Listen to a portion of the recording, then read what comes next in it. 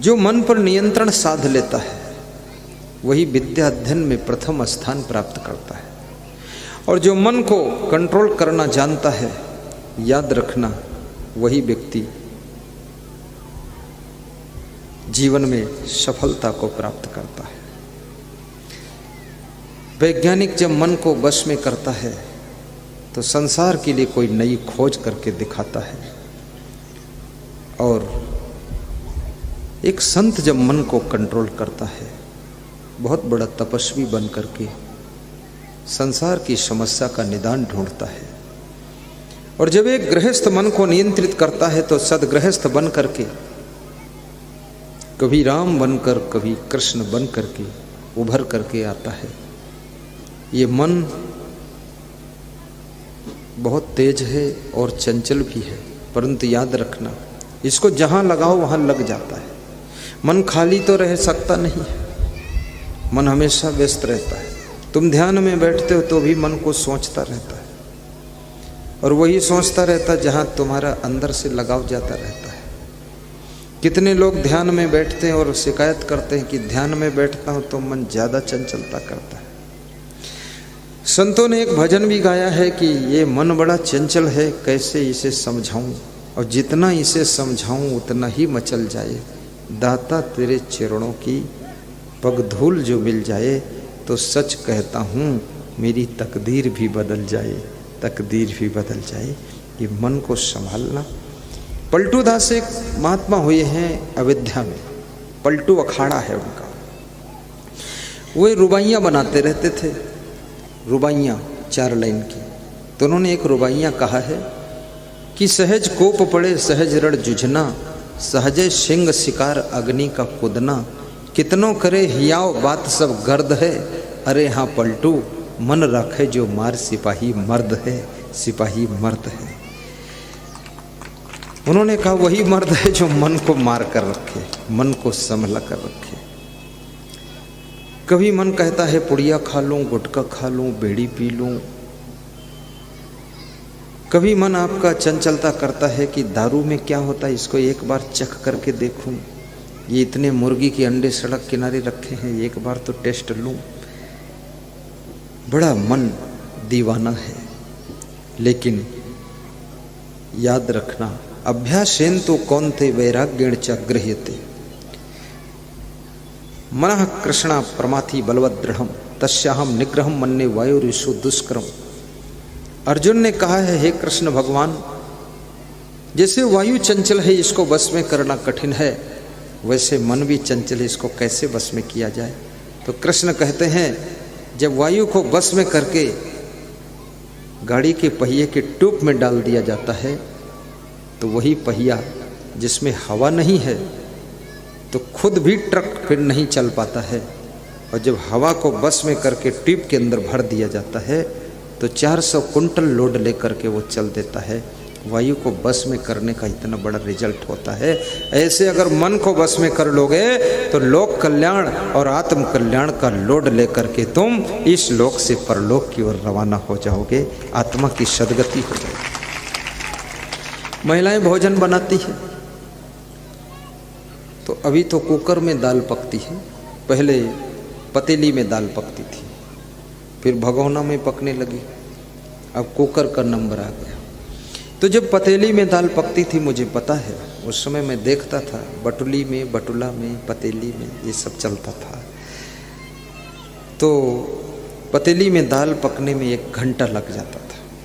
चूल्हा वही है, ईंधन वही है, बनाने वाली वही, दाल वही, पानी वही, घर वही, जगह वही, लेकिन 1 घंटा लग जाता था। तब भी उतना अच्छी दाल पकती नहीं थी। कुकर में केवल 7-8 मिनट में दाल पक जाती है, सीटी बज जाती है। इतना अंतर क्यों हो गया? क्यों? क्योंकि कुकर में स्टीम कंट्रोल है, स्टीम कंट्रोल है। पतीली में स्टीम बाहर निकलती रहती है, इसलिए 1 घंटा पकने में लग जाता है। और कुकर में स्टीम बस में हो गई है, भाप बस में है, कंट्रोल है, बाहर निकलती नहीं।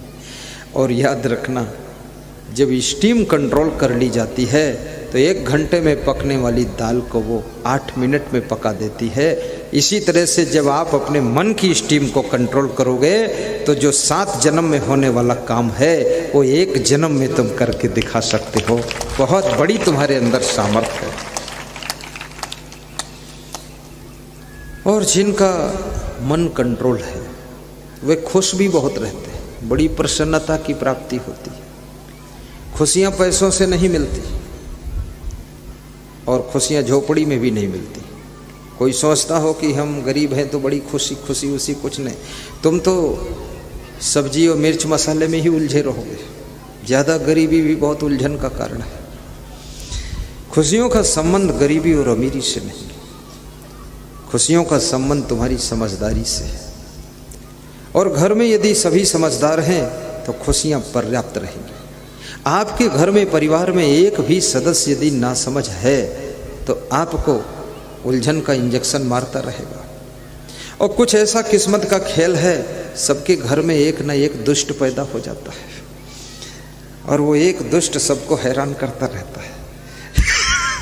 वो कुछ न कुछ ऐसा करता रहेगा, या तो सोता रहेगा ज़्यादा तो तुम्हें चिंता रहेगी इसकी ज़िंदगी का क्या होगा, नहीं सोएगा ज़्यादा घूमता रहेगा इधर उधर कहीं।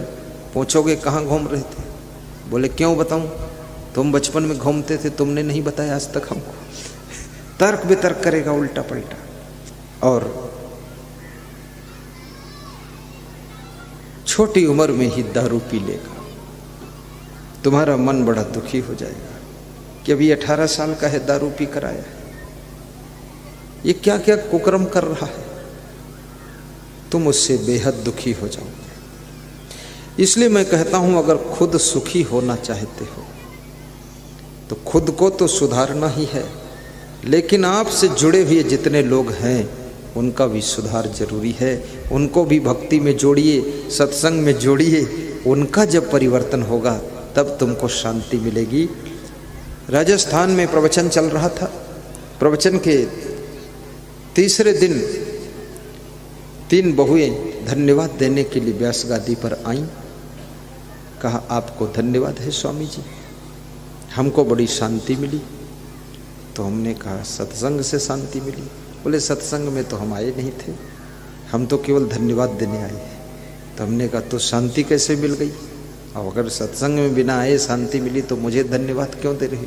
बोले हम नहीं आए, हमारी सासू जी 2 दिन से आपका सत्संग सुनती है और सासू जी में सुधार हुआ है तो शांति हमको मिली। अब उनको शांति मिल गई, वो धन्यवाद दिया। तो हमने कहा तो तुम भी सुन लो सत्संग, तो तुम्हारे में सुधार हो तो सासू को भी शांति मिल जाए। बोले हमारी उम्र अभी कहाँ सत्संग सुनने की। कितने लोग सोचते हैं कि हमारी उम्र नहीं सत्संग सुनने की, बुढ़ापे में सत्संग सुनना चाहिए। मैं मानता हूं कि बुढ़ापे में भी सुनना चाहिए, लेकिन सबसे ज़्यादा सत्संग तो जवानी में सुनना चाहिए।